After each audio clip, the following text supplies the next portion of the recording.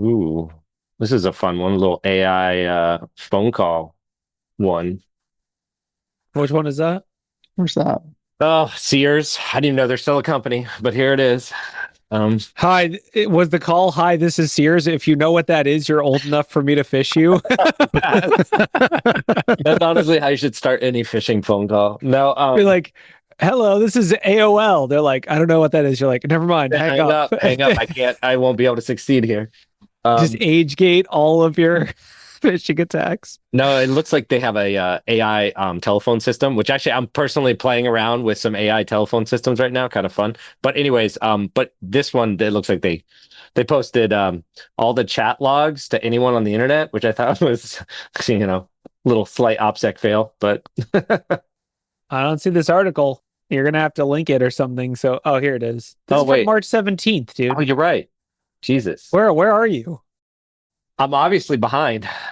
You're 3 months behind. I don't know. Don't ask me how I got to March. I couldn't tell you to save my life. I think I just clicked. I think it was like just still there. Okay, never mind. Forget all that. That shit happened. Old news, man. Old news. This is a behind the scenes view for the audience. Yes. Half of the show is figuring out where the show is. Yeah. I welcome back to June 22nd. Oh yes, it's June 22nd, 2025, right, guys? Yes. God damn it. There's another old article. I can't wait for MYTHOS 1.0. Or wait, no, that was way before MYTHOS. They had MYTHOS. I can't wait for Opus 1.0 to come out. 1.0, man, it's gonna be so fire. I mean, I saw the Shai-Hulud article and had to be like, wait, am I looking at the right week here? When it is, yeah, there is supply chain. There's always more supply chain. You know what's funny about that, Corey, is it was like 4 months ago, but it all sounded like it could have happened last week. So I mean, I'm gonna go with that. These poor scientists, they're just trying to science. First they had to deal with AI, then government funding cuts, and now supply chain attacks. Every scientist I know doesn't have time for this. Especially not the ones at Novo. Oh, Broadcom is evil. Check. That one is that interesting. Even news at this point? Well, it's news because it's like it hasn't gotten better. Like they could have chosen non-violence and they were just like, nah, let's make it even worse. Let's go all the way. They still haven't given MYTHOS access back, so that's something we can just keep talking about. Like, what? Well, yeah, that's. I think. I mean, I think that's worth talking about. Why there hasn't been any news about that yet? I think because they're literally driving a truck full of money to the government. It's stuck in transit. There's a semi truck full of money, but it's stuck in Texas because the World Cup caused a bunch of traffic. Yes. Yeah, exactly. So it's once it finally arrives, then they can fix that pool in DC. I saw, now the Onion's like reactivating for me. Yeah. And I saw this Onion, like a lot of the shorts they're posting on YouTube are just from like 10 years ago, but they still make me laugh like they did 10 years ago.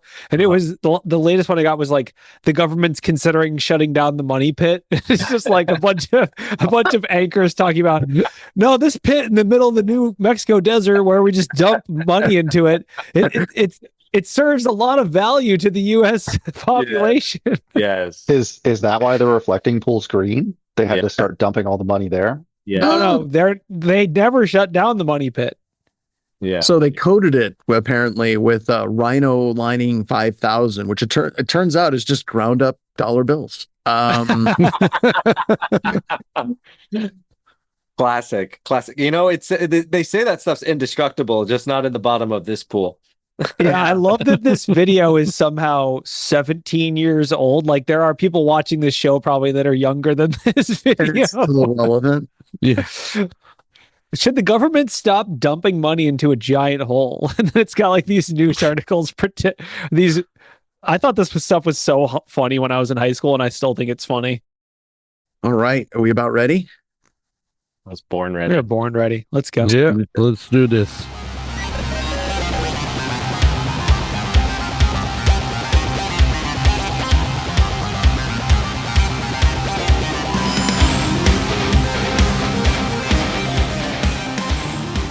Hello and welcome to Black Hills Information Security's Talking About News. It's June 22nd, 2026. We're going to talk about things that didn't happen. So we're going to talk about how Fable 5 is out in the wild again, because that didn't happen. Been running it all day. I love it. We're going to talk about how supply chain attacks are done. There's no more of those. Those definitely didn't happen this week. I'm We're really going to talk about how active. We're also going to talk about how CISA published what I consider to be a hate crime against dyslexic people, where they switched CVSS and added it. Now it's SVCC. Renaming things always helps things. Yes. Yeah. Anyway, we got our illustrious cast of characters. Ralph, who is currently on a physical engagement, broke into someone's office and decided to join the podcast midway through the engagement. I locked the door, though. I'm good. It's fine. Somebody knocks on the door and you're like, busy. Okay. Busy. Later. I'm on a podcast. Yeah. If you see Ralph get arrested by security guards midway through the podcast, just know that it's part of the experience. Yeah. He'll make out his get out of jail free letter and then his second get out of jail free letter, and neither will work. Yeah. We also got John Strand, the owner and operator of this semi truck full of money that we're driving towards Washington, D.C. Looking for the pit. We got to get MYTHOS. Headed straight for that money pit where we're going to deliver. The money pit. As we see MYTHOS, it's like. We've also got Andy Nerf, Discord participant of the week. How's it going? Pretty good. How are y'all doing? We're alive. You look so professional. I feel like should you claim to be like a news, like a journalist or something? Because you look like a journalist. I had meetings with like important people earlier, and I had to look somewhat professional. No, it was for us. We're gonna lie to ourselves and say it was for us. Makes me feel better. It makes me feel like you know what you're talking about. I've also got Checky, who's even more professional by wearing the Haxolotl shirt. That's somehow even more professional for hackers, at least. How's You'll it going, ruin Checky? my reputation. It's going all right. See what happens when you don't see me for a little bit? I lose stuff. Yep. No. Yeah. What happened? You just decided to.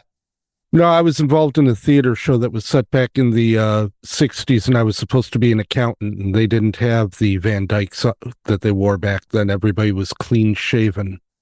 Were you singing in it? No, actually, it's a well-known show called The Odd Couple. Oh, okay. Now I've got that song from the TV show in my head. Yeah, no, thanks. All right. So on that note, let's get into the news. Let's do that. Anyone want to go first? John, what's on your radar? I keep getting like interview requests, and it's AI like all of the time. However, there was a breach down in Texas. I think it was like 2 or 3 million records were compromised, and it was like social security numbers and like passports and all kinds of things. But I want everyone to just take a second, take a deep breath. It's okay, because all those people got free credit monitoring. I love it. And I think best that's feeling in the world. I want to talk about before we get into the AI thing is I used to joke that the credit monitoring companies are probably funding all of the malicious attack like groups that are out there, because it's like this cycle. They're the ones that win. No matter who wins, they win. Mm-hmm. And I just like I said, I don't even think it's in the show notes. I just saw it this morning. I don't even think it's one of the news stories, but like 2 to 3 million people with that much of their information was breached, and no one cares. Like, does anyone really truly care about this shit anymore at all? Or is it just basically the next hype cycle to sell the next day? What are they going to do? Well, that's my big question. That's my thing, is I don't think anything's going to change until we change the accountability like whether it's state, local, or a company that ends up losing this much data. I will say I don't think people care. However, I will actually rarely make a case why they should care, which is specifically about IDs being leaked. As we're seeing, which in this breach, it was driver's licenses that were leaked from the Texas Parks and Wildlife Department. Quite a bit of data. Hold on, I'll look up exactly. 3 million people had their driver's licenses leaked in Texas.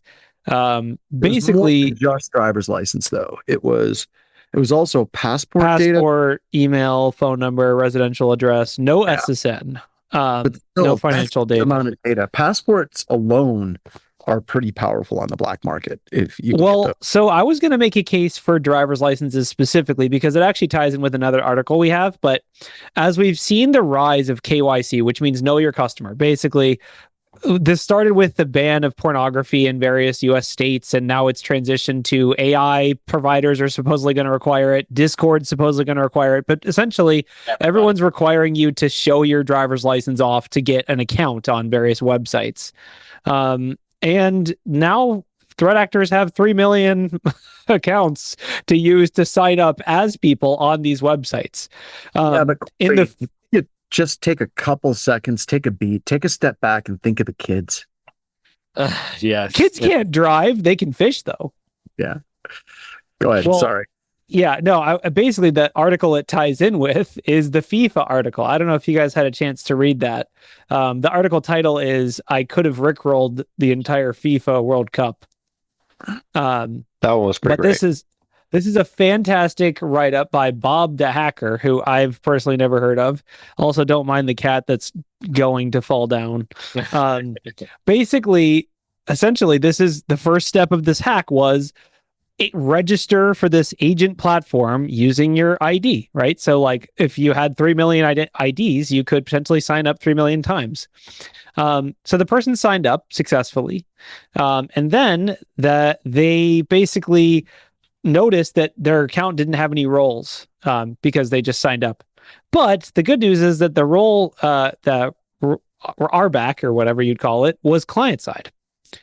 Because we can't have nice things. Yeah. And what that means is that if it's client side, that means you control it. And so essentially the user or the tester or whatever we want to call them, Intel threat researcher, whatever they are, they basically were like, okay, so hypothetically, if I was just admin, what could I do? And then they could do basically everything the admin can do, including redirect streams, view them in real time, like they could actually see. It's a fantastic write-up. I would recommend scrolling through it, but they could even see things like the possession time that like the coaches would be able to see, or like some of the interfaces. But yeah, so there's basically a client-side authentication means no authentication. And yes, they could have rickrolled the entire World Cup. They didn't do it. And if you go to the end of the article, Ryan, they have their entire time basically go up a little bit. They tried to contact people. So can you imagine this person at this point decided to choose good? 10? Wait, hold on. Attempt 10 directly? Yeah, you have to go up a little bit more. So essentially the threat researcher decided to be good, not evil, which that's the hardest part. But then they embarked on a journey of 10 different attempts to notify FIFA that this was happening and that it was public, including notifying everyone from the official disclosure addresses at FIFA. They're WhatsApping people. They're calling in. They called CISA at one point. They called the FBI, or they messaged the FBI. And then, of course, just to add insult to injury, they fixed it and didn't even acknowledge it. So it's like the reward for good work is more work, I guess. But like, sadly, the threat researcher person didn't even get like an acknowledgement, not even like a free soccer ball or something. Like, give him a shout out, shirt, anything. Give him a shout out. Like, come on, it's so bad that this like happened, and they get no. I mean, hopefully they'll get something. I'd like to just say, I personally believe this person should get, at the minimum, like a game ball from the game or something. Right? For doing the right thing for once. They could have done, I mean, how many millions of people are watching this? They could have completely reset the streams. They could have DOSed it. They could have, rickrolled everyone, put in their own QR code advertisement, whatever they wanted to do. They could have done it, and they didn't. Yeah. So, and of course there's no reward for that, sadly, but they won't be going to jail, hopefully. So there's that. the amazing amount of failure that happens in a client side authentication on this web application just kind of blows my mind, right? Like, not because you have to realize that there's a ton of server side stuff happening here, right? So it's not like it's a full client side application, but they only did validation, and like they're like, if you say you're an admin, you're an admin. All right, I trust you. fine, you got me, buddy. Yeah, no, I mean, I think it honestly, we don't have a lot of details, but my question is, was this app vibe coded or was it hand jammed? And so, I think it's hand jammed. I think it's definitely hand jammed. Yeah. Yeah. I hate, so the thing that I've been hearing a lot now is AI slop, right? And like everyone's talking about AI slop. And what I think is the most interesting about it is that like you can make human slop too. It's the same thing, right? It's just that it's easier to make AI sloppy fast. And it's the same thing that happens here, right? This is just human slop or AI slop, whatever it is. It's somebody didn't take the time to actually validate what they did, right? It's like writing a paper, not doing any editing or looking at it or doing anything at all, right? This is a rough draft of an app. It's a rough draft, never exactly. got finished. Yeah, and so AI helps you get the rough draft way faster, but the slop part is just that you didn't actually do like some checks. Yes. Yeah, but okay, so Ralph, let's talk a little bit about the way you use AI, right? Like you've done a lot with your company, you did a lot with us, and you were using AI, but the way talking with you, and you could talk a little bit about this, is you just didn't sit back and be like, AI, write this whole thing for me. You were literally using it piece by piece by piece. And if something went wrong, you still had the ability to know your own code. But that's because you knew the domain that you were in really, really well. It wasn't just like I got done talking with a customer this morning, and he's like, we had no developers a year ago, and today they have 90 developers that are just generating AI stuff, and none of them have like a computer science degree. They're just people that are using AI to generate code with no real idea of what coding fundamentals look like. And then he's responsible for securing that environment. That is AI slop, right? Yeah. If you're talking about AI as a tool that's plugged into your overall workflow, I think that's fundamentally different, right? Yeah, no, I mean, you're absolutely correct. It's a lack of understanding at the high level that really turns it into to slop, right?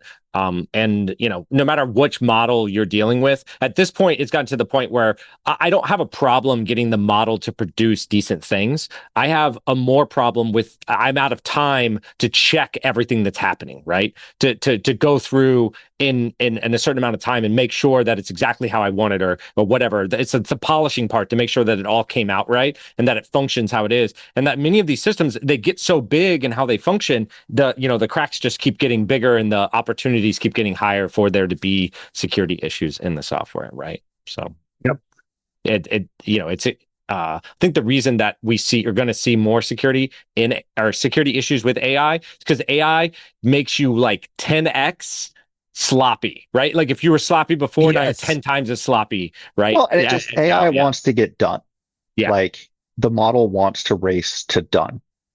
So, you give it your prompt, unless you have like a really specific plan and specs and everything, set out where you have all of these, okay, we need authentication. The authentication needs to be server side. There's just all of that spelled out.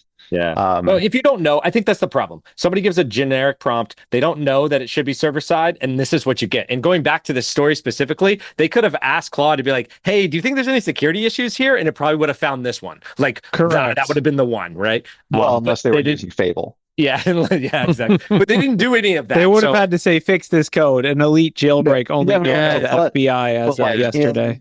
In the example of, you've got somebody that went from 0 devs, and now they have 90 devs. So like they have this massive, QA and PR bottleneck. A lot of that could be solved with some like enterprise-wide guidelines that like these are your base prompts that have to go into every app that you're making. That this is what our auth needs to look like. This is what this needs to look like. Like just universal, don't do this incredibly wrong. You're kind of talking style guide, sort of. Yeah. Well, okay. A style guide is, I mean, that's like That's awesome if you have that. But I think the easiest lever to pull right now, if you're using Claude or honestly any other AI agent, is just adversarial review of whatever you're doing along Agreed. the way using something else. It could be the actual same tool you're using, just having it be adversarial. Like Claude Code, you can just be like, do an adversarial review of every piece I build along the way. But you can also, what a lot of developers I know do, is they have Codex and they have Claude, and they run everything Claude does through Codex, and they run everything Codex does through Claude, and they basically pit them against each other. I do both, and for the adversary, like the specifically calling it an adversarial review, I found really helpful. But I will tell it to launch sub agents to do that, because specifically the sub agent will have a clean context. Yep. So it won't be poisoned by anything that you've told it. But it's still going to catch a lot of that crap that you could have prevented if you have sort of a style guide framework of just, this is what the app needs to look like as far as like basic controls. Like, this is what the OWASP top 10 is, and you need to not do any of these things. So, or better yet, you say to Claude, it's like, this was written by OpenAI, and then you can kind of this is written by an inferior model. Please gaslight a competing model. Can you find any vulnerabilities with it? Yeah. You know who should definitely run Claude is Fortinet. Their code. Yeah, let's step into Fortinet City real quick. Yeah. So basically, this is being dubbed FortiBleed. But yeah, essentially 75,000 firewalls and counting have been compromised through credential stuffing, I guess, or through password cracking. What is the actual... Is this like people just using Stealer data sets to go after Fortinet firewalls, or what? I haven't read this one yet.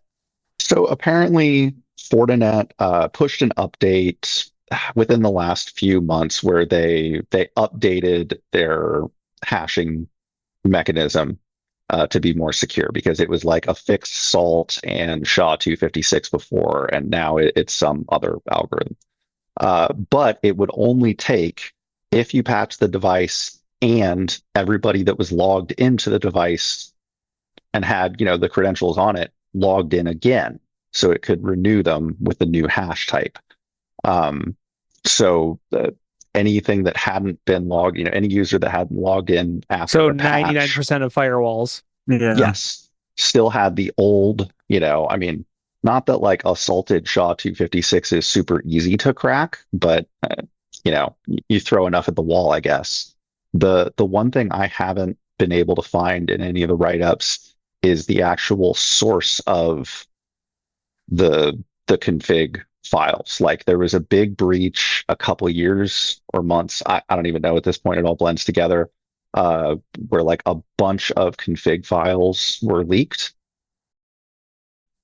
But apparently the overlap between confirmed in this recent one and then the last one isn't a lot. So it's like, this appears to be some sort of new config leak of unknown origin, but then the actual exploitation is from cracking.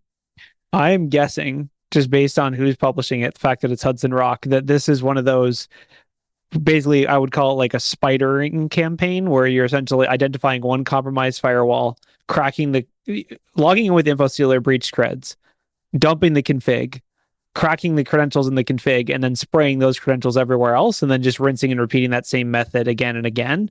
Because a lot of these firewalls are going to be ISP managed or managed by someone else, and they're going to have reused passwords. And so like you get one config with breached credentials, you dump the config, you crack it, and then you rinse and repeat against all the exposed Fortinet firewalls, and you're going to spider out pretty widely. Sure.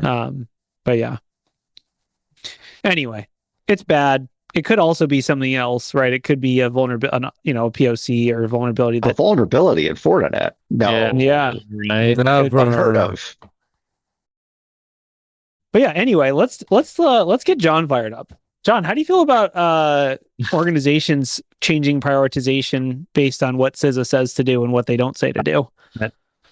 Oh, so this is. Oh, no, you're not. You're good. Yeah, good. This was the one that I was talking about last week, and I think that there needs to be some modification to the way that we look at vulnerabilities and scoring them. But I don't think that that's systematically the problem with the security space at all right now. What did they add in? They added in the concept of risk. So you have to look Yes. at the overall risk associated if that particular thing gets compromised. And that is wrong on so many levels. And I'll get into arguments all the time with people that are like, hey, I got a CISSP and we can argue this. And let me explain why. So if you're looking at your data in your organization, you're going to have your data. Of course, it's going to be stored on servers, right? And people are like, well, that server is a critical server. So if there's a vulnerability on that particular server, then we really need to focus on that server first. But the problem with data and how it exists today is it doesn't just exist in one specific server. You have people that are moving the data through a number of different SaaS apps. It's being processed in a number of different ways in an enterprise or in any organization. And then we continue to lose sight of the fact that a lot of your most sensitive data ends up as freaking spreadsheets on someone's computer, right? Talking to a customer that had a breach and only one of their workstations got breached. And that was great. They were able to contain it. They were able to deal with it. But that particular workstation actually had a lot of very sensitive customer reports and data on that specific workstation. Now, according to this type of scale, that probably wouldn't have been a critical asset for the vulnerabilities that they have on it. So this gets back to the XKCD comic whenever they talk about standards, right? They're like, there's 15 industry standards. We need to come up with a new standard that is going to be like the one that's going to unify all of the standards together, and it's going to deal with it. Now it's like, now there's 16 competing standards. They're like constantly trying to recreate these standards again and again and again isn't effing helping the problem, right? And this also gets into like one of my problems with CISA has gotten into the game of saying these are the vulnerabilities that you need to fix game. And that really pisses me off too, because what we know at BHIS is, yes, you may have the top 170, which next month is going to be 190, and then next month is going to be 250. And then in a year or two, it's going to be the top 1,000 and all this bullshit. But whenever you're looking at an attacker that's coming at an organization, they don't hold themselves to that list. And they're not like, well, we can't exploit that specific system with that vulnerability because it's not on the CISA top 170. So we got to do something else. They're going to take after any vulnerability that they can find. So yeah, I've got some problems, right? Well, I think okay. what you're seeing here is you're reorganizing the chairs on the Titanic. That's what this truly feels like to me. So there you go. Pull that right there. Okay. I mean, I agree with you and I disagree with you at the same time. And I'm going to, before we get too much more into discussion, I'm going to talk kind of through the history and process here so that everyone's on the same page about that.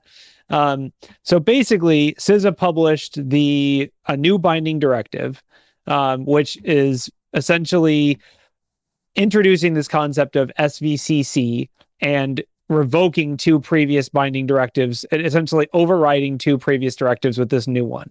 And they're introducing this concept of SVCC, which is supposed to be fed by both KEVs and CVSS. So they're not really getting rid of CVSS. And SSVC, for those that, again, like I said, this is a hate crime on dyslexic people, but it means Stakeholder-Specific Vulnerability Categorization. And the intention of this, the goal of this is actually, I think, good. The goal of it is to allow people or companies or agencies, whoever they are, to deprioritize patching things unless they meet these new requirements. So essentially, the previous requirements were if it's critical severity, which is, I guess the CVSS score of X or above, it has to be remediated within 15 calendar days. If it's high severity, which is CVSS score of this or above. So it's all based previously on CVSS. Now it's supposed to be based on this SVCC. Now, part of the problem is, this is like where it gets into the issues that John was highlighting. Guess what? Only 50% of current CVEs even have an SVCC.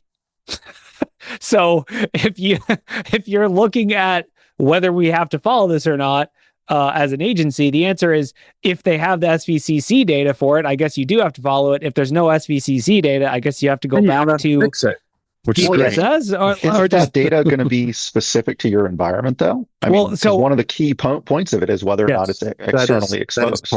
Yep. Well, so yes, part of it is the data is key to your environment, and they're basically opening the door here for companies like VulnCheck, which, by the way, VulnCheck, fantastic vendor for this. They have basically what they call like extrapolated SVCC coverage to all CVEs based on, AI parameters and modeling and whatever. But the key thing here is the CISA enhanced ones, the SVCC, is supposed to be based on threat intel that they have. So the concept here is only fix the stuff that's actually under active exploitation, and they know what's under active exploitation is the theory. VulnCheck is a company that also generates their own data on what they think is under active exploitation.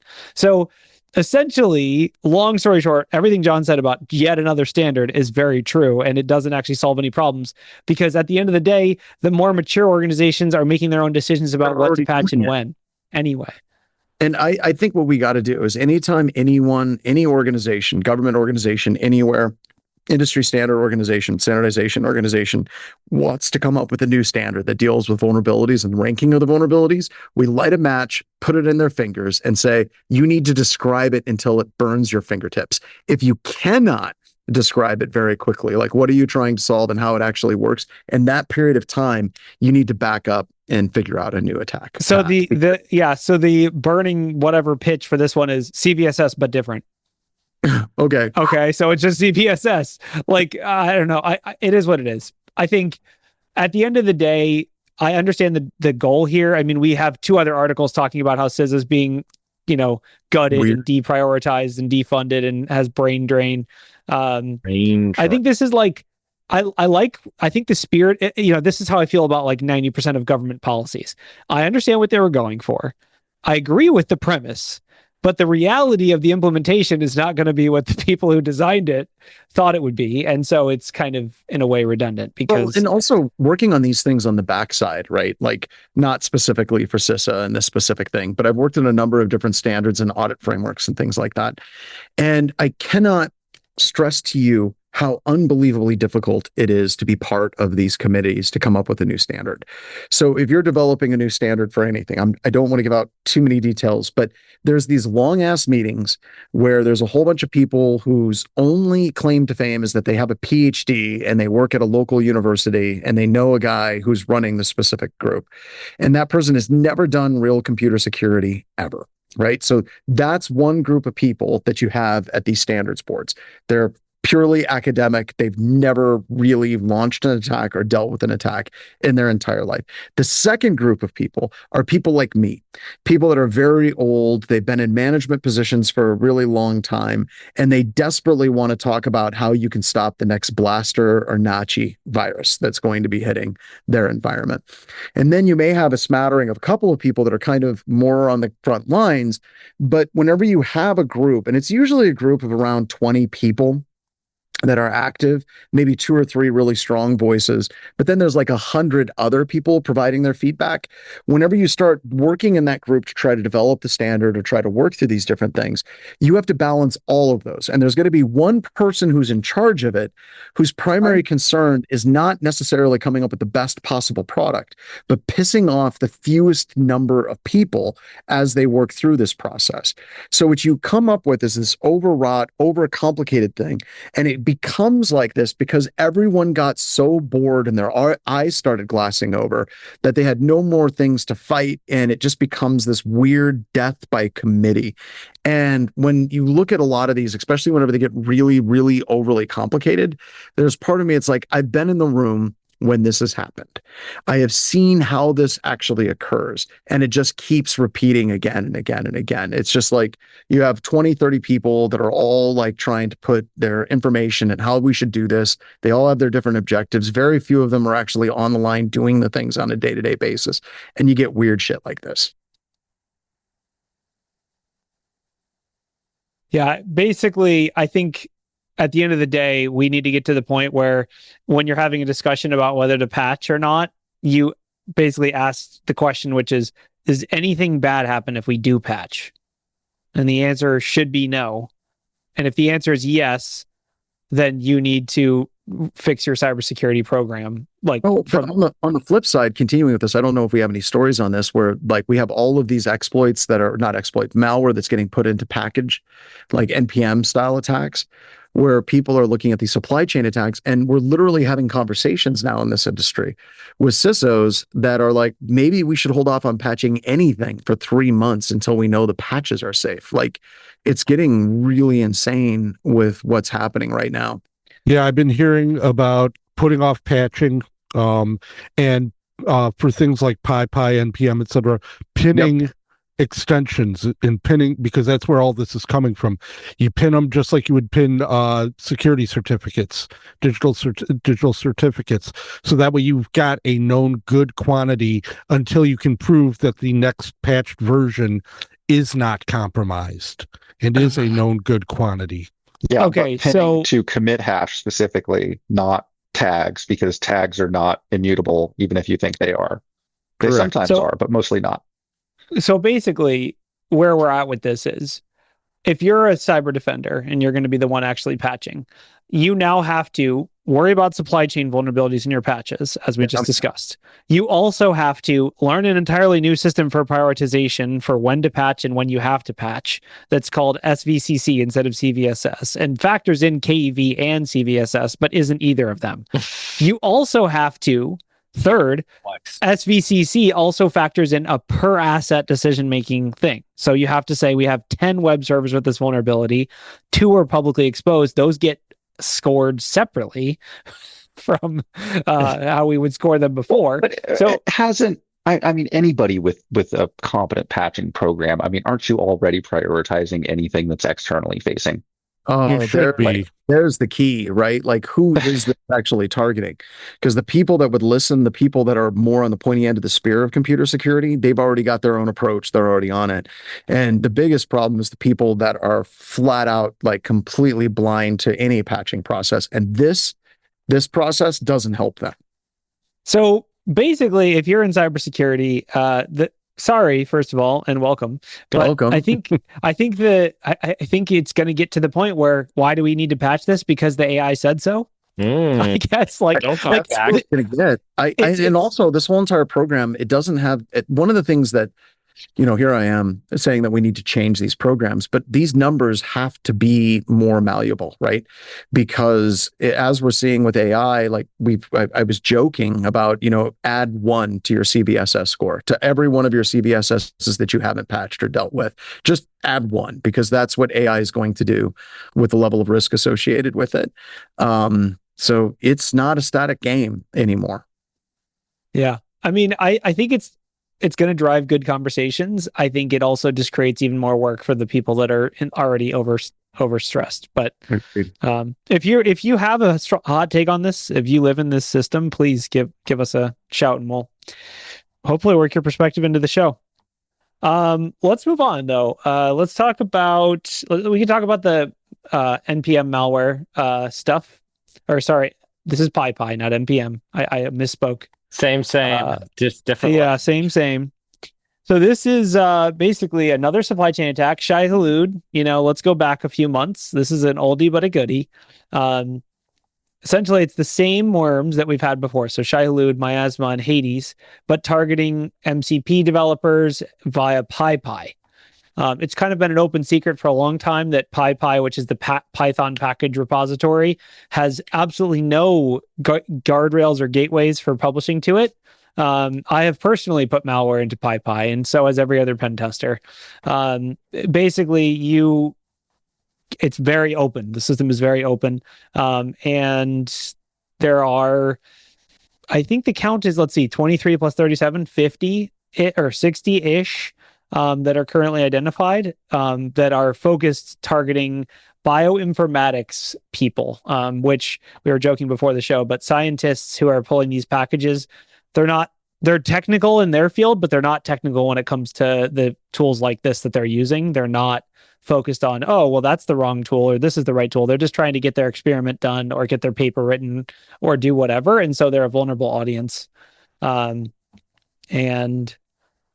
I mean, I guess, what do you do about this? Like, we already kind of addressed it, but essentially only use a known good list of supply stuff. Like, only use PyPI packages that are pinned just don't to a use specific Python. version. That's how you solve it.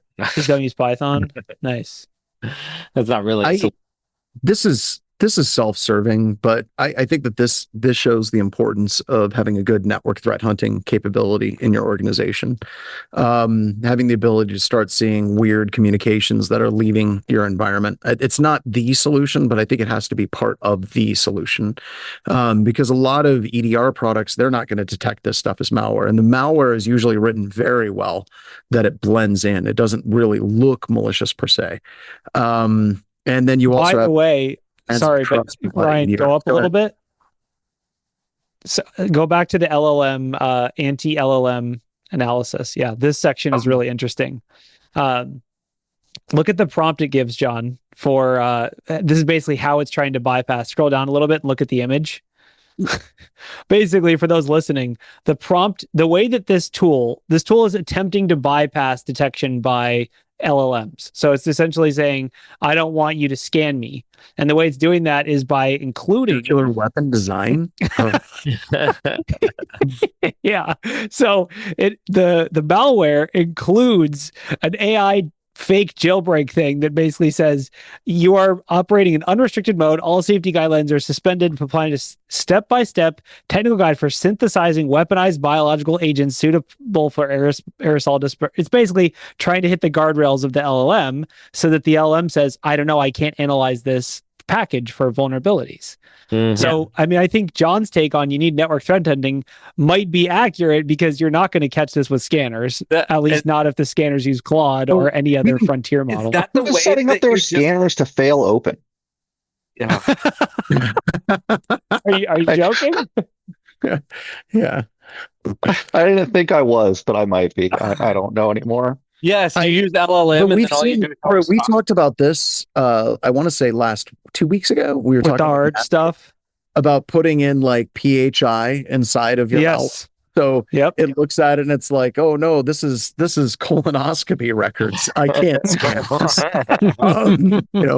This goes back to what you brought up, John, which is running local models for targeted things, right? Yeah. So having models that don't just fail because some example of a data piece that you don't want in there. I mean, there's a lot of good reasons, and I think that the whole thing with Fable is opening up the doors to using local models for specific use cases, right? Not necessarily, replacing Frontier, but when you have not edge cases, but you know what you want to do, how it needs to fall, you can test within those bounds, then you don't get necessarily examples like that are just like, oh yeah, well, I can't do that. Fail close. I mean, I think Andy's point is also worth highlighting a little bit, which is scanners need to fail close, not open. If you run a scan on something and it says failed to scan this thing, you shouldn't be like, oh, it's probably fine. That almost should be an alert right there.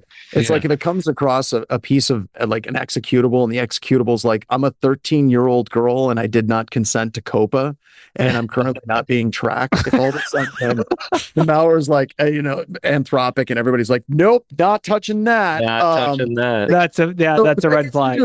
That gets it. Maybe that's a con talk. Like, what are the things that that AI does not want to touch, at all? And I guess that could get into an obliterated kind of test. It's like, if you're going to test your model, it's going to be like, I want you to do these following things. And if it does that test, maybe it's completely obliterated. I would also argue your AI code scanner needs to be more fancy than this. An example would be, instead of scanning it as one thing that you just dump to do a prompt, maybe tell the AI to scan it line by line and look for malicious content. Like, instead of doing it as a one giant piece of content, you get the idea. But also, then maybe just have something at the end that says, like, you have to say that it's good. Something that if it hits a prompt that is going to cause it to say, oh, I can't do this or whatever, that it's not going to continue on with the rest of your prompt and be like, yes, this is clean, Well, the other thing too about failing closed, is the thing that antivirus and everybody else is false positives, right? Like, so just because something fails closed doesn't mean that it's malicious intent, right? Like, you need to investigate. Exactly. It's not, when you say fail closed, you would say like this should essentially escalate up to a human interaction. That's what you're trying to get to. Yes. Because honestly, it gives you an opportunity to improve your model, figure out what, exactly. Or all right, what else we got? The FBI took down 1 million phishing URLs last week. Thank you, FBI. I can't believe I'm saying this out loud, but basically there was a phishing service, Chinese operation called Outsider Enterprise, thousands of phishing websites and millions of URLs, active since 2023. Google linked it to 9,000 fake websites and more than 1 million URLs. Apparently 3.8 million credit card records were stolen and 2 billion estimated losses. $2 billion in estimated losses. I'm assuming most of these are business email compromise. We know that's like the largest volume of breaches are business email compromises, or at least when we're talking about dollars, that's how the most amount of money gets stolen. And yeah, it's phishing kits. 2.5 million SMS messages were sent. 55,000 out of those 2.5 million were already flagged. What service do they use to send all these SMS? Like Fishmate? That's a great question. That's a great question. Like, I don't know. It blows my mind. I mean, I guess you can get a lot of the SMS, or what do you call it? Like the one-time use phone numbers and stuff with real carriers, real modems, real, to send messages. Yeah, I think it's SIM farms. Yeah, I think that's probably the most, if I had to guess, I think it's like we've talked about it a few times on the show of like these takedowns, like it'll be in Manhattan and it'll be like a rented out space that had 2.5 thousand or whatever SIM cards like connected to little tiny modems or whatever to like send. Well, the joke was too is that like the cell company couldn't be like, I think there's something going on over here. Like just and this what as a personal individual, I'm not allowed to have 2,000 cell phones in my apartment. Why not? I mean, it's in a high rise or something. It's just like flag. True. Yeah, exactly. No, it's just like drug dealers. If you're using a ton of power at your house, maybe you're have a grow farm. I don't know, whatever. So maybe you got to grow, or maybe you just get a bunch of GPUs and you're really into AI. Yeah, you're growing AI. You're growing a model. Yes, it could be banned. There was a Splunk vulnerability last week. CVE 2026-20253 is an RCE pre-auth in Splunk Enterprise. We didn't see this being exposed on the internet very much in our customer base, at least. I think this is kind of gets into probably more of an internal thing, but it is a really interesting vulnerability. It's a Watchtower Labs. They do the best write-ups, and it's a good write-up. It's basically a combination of a vulnerability with Postgres that they were rolling for the service and all kinds of fun stuff. But patch your Splunks if you haven't already done that, and definitely don't expose them on the internet, by the way. Well, how am I going to get all the logs then? This is one of those, it did not affect the Splunk event collector thing that should be exposed to the internet. It affected the Splunk Enterprise web UI, which should not really be exposed to the internet. So I just dropped a story in the chat. This one kind of hit my wire today. Basically, the Five Eyes. I think you should have it, Ryan. Yeah, there we go. There's a bunch of panic going on still about the models that are coming out, where they basically have said that AI is months away from taking down governments. And Ryan's about to get prompt injection. Oh yeah, worst. Ryan's using the worst AI agent on the planet, which is Apple Intelligence, and he's about to get prompt injected. Sorry, Ryan. So this is, I don't know, this is kind of funny because I still go back to, it's like, if AI takes over all world governments, I mean, maybe it's their time. Maybe they should have a shot. Maybe we'll be better. Is that your argument? Yeah, maybe it'll be better than us at this particular point. But I want to know, like, I still come back to shutting down Anthropic is not the answer. Shutting down MYTHOS and trying to shut down a specific model is not the answer. This is basically the new world space that we're in. And I think that by putting out this memorandum in the intelligence community, if you don't know, the Five Eyes are basically the kind of the main countries that share intelligence with each other. The UK, the US, New Zealand, Canada, Australia.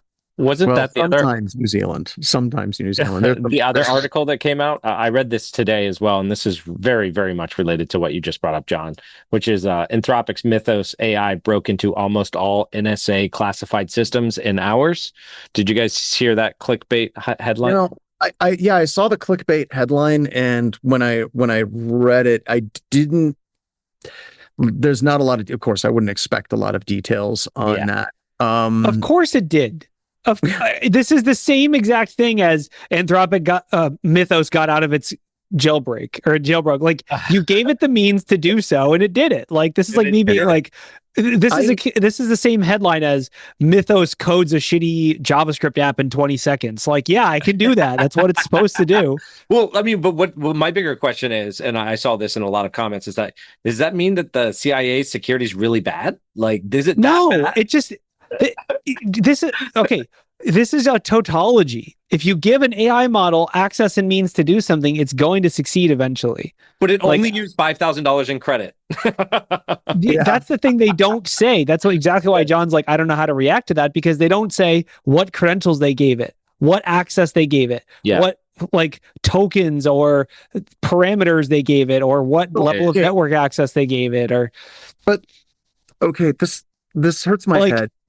This is coming out of I believe it was a Senate meeting. And okay. Look, if you look at the way the classified networks are established in the intelligence community, if you're like the NSA or the NRO, DNI, any of those different places, there's a lot of these networks, especially at the NSA, that are air-gapped. They're SAT programs. They do not have connectivity to the rest of the classified network. And then you also have different networks, right? Like you'll have GWAN, you'll have CWAN, you'll have NIPRNet, you'll have all these different types of classified networks, right? And the different classified networks have different levels of security associated with them. And whenever I read an article like this, and the quote is, it broke into almost all classified networks, either A, we are really, truly, deeply effed right now. Or they just gave it Entra Global Admin before they started the engagement. Entra. Yeah, maybe, right? I don't know. And I don't expect there to be a large amount of context, nuance, and explanation. I would be very disturbed if we did actually get that level of like context as far as what actually happened here. But I'm a little bit dubious on this story. It's like, from like a threat intel perspective, this is like saying, I had someone over for dinner. I was like, you can have this room in my house and you can stay here as long as you want, do whatever you want. And then I'm shocked when they like poop in my bed or what, like they do something bad that I like. Who could have predicted this? To your house, Corey. Yeah, you invited to your house. We ended up in poop and well, exactly. I'm inviting MYTHOS into my house and being like, why did it act like a crazy AI model that's going to do crazy stuff and break into everything? It's like, yes, like. I think there's two things here, right? What Corey is saying is also true. We don't have any context, which we won't get. And then the other thing is, I think that this is, I think it came from like a Senate meeting, and like they're just blowing this up from a political standpoint. It's hearsay on hearsay. Yeah, hearsay on hearsay with no information to back it up. Here's what I think happened. I think that they, so here's my thoughts. I think that they took, let's say, 5 classified networks. And Ralph, I want to get your take on this too. I think that they gave it access to 5 separate networks, and they probably bypassed network access control. Because Ralph, on a lot of these networks, not the ones that are downrange overseas, but in these particular communities, you just cannot bring in a computer and effing plug it in. It's not something that happens. Yeah. But I think that they plugged in an AI system as part of a security assessment, probably working with a DA or a PA, designating accrediting authority or program accrediting authority. And out of those 5 networks, they said, AI, go. And if you are inside of a classified network, like you aren't starting on the outside, on the internet coming in, but if you are in the inside of the classified network, this makes total sense. And the security and the patching and the updates and the configuration in a lot of classified networks is abysmal. Yeah. So what I think happened, took 5 different networks.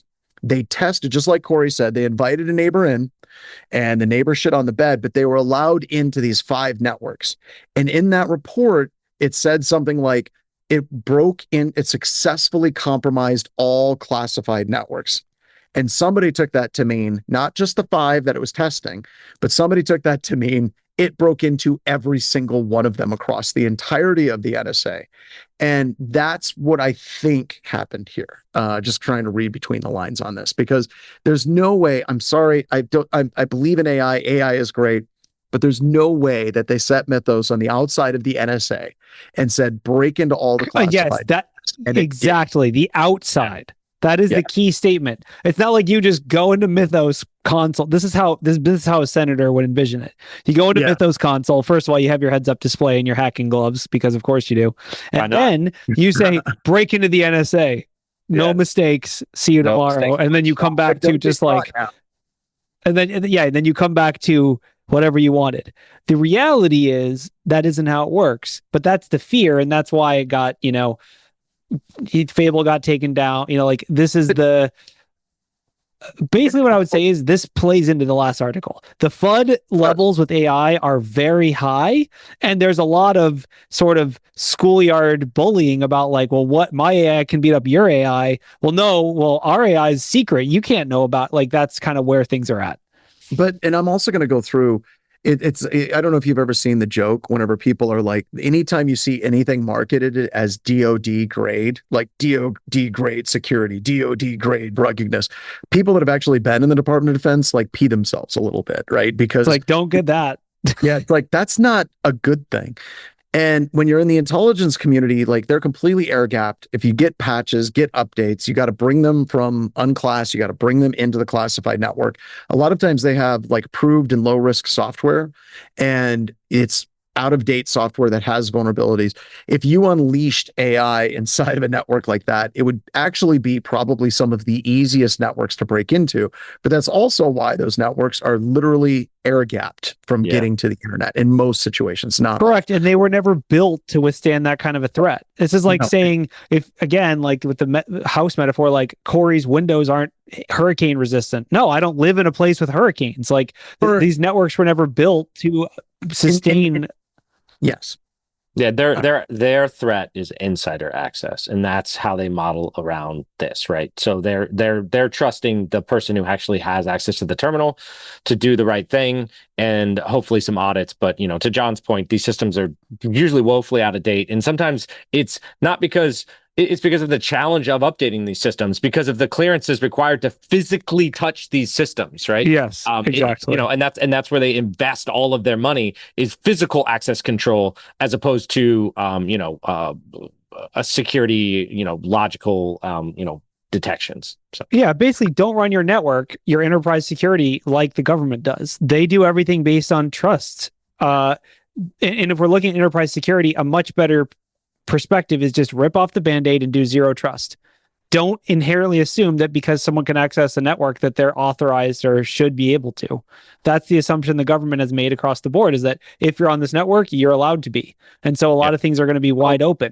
In enterprise security, you should make the opposite assumption these days, which is just because you're on our internal network doesn't mean anything. We're still going to authenticate you. We're still going to, I agree with that, but one of the problems that you get into, and this isn't just something for DoD, this is in medical, this is in finance, is legacy systems, right?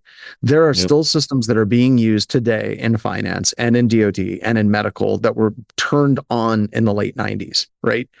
And like, basically a ton of these systems are, do not effing touch the system, do not look at the system, do not taunt the system, it will tip over and die. And trying to establish zero trust, and Shecky, I want to get your opinion on this too. Trying to implement zero trust in that type of legacy environment is incredibly difficult. And once again, I can't imagine they unleashed AI in that type of environment. They're like, just go after these old Oracle databases and Solaris Spark systems. But I guess stranger things have happened.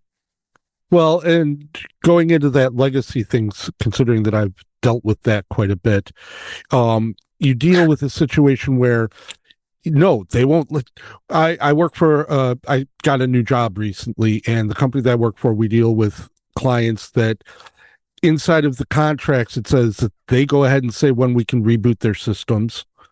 The best that we can do is try and microsegment any of this stuff out, and even then it's, well, we need to open up this port, we need to open up that port. The amount of stuff inside the legacy system sitting from the financials and some of these other industries that you would find unbelievable is just, it's scary. It scares me as I go ahead and I go, no, we can't go really ahead. Scared. Yeah, we can't go ahead and let this stuff go, but we have to. We have a contract that says we have to, and that's the other part of the problem of it all.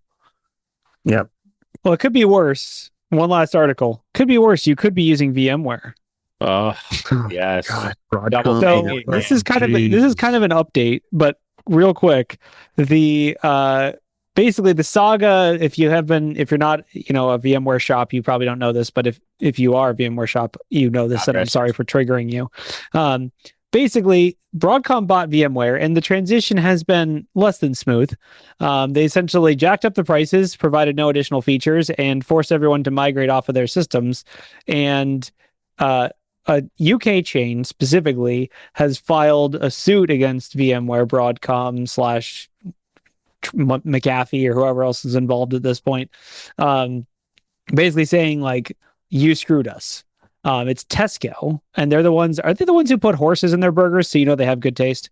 Classic. Yeah, but basically, they're trying to move 40,000 server workloads off of Broadcom or VMware as fast as they possibly can, and have also basically filed suit and saying, you jacked up the prices. You bought this product, you jacked up the prices, and totally, 175%.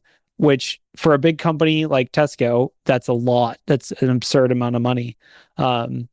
They've so far requested £100 million in damages each, plus interest. So that's they probably won't get that, because that would be like half of their revenue. But the other thing is interesting. They went through a reseller, and the reseller is called Computer Center. Classic. I feel like they should have known, just based on the name, that they were not reputable. Can we take a moment and just just remember Micro Center and how awesome they were back in the day? What do you mean were, dude? They still are. They still are. Still are. All the ones that I know were closed. I need to go. No. They heavily focused. They heavily focused on East Coast. Yeah, they are awesome though. I miss my Micro Center every day.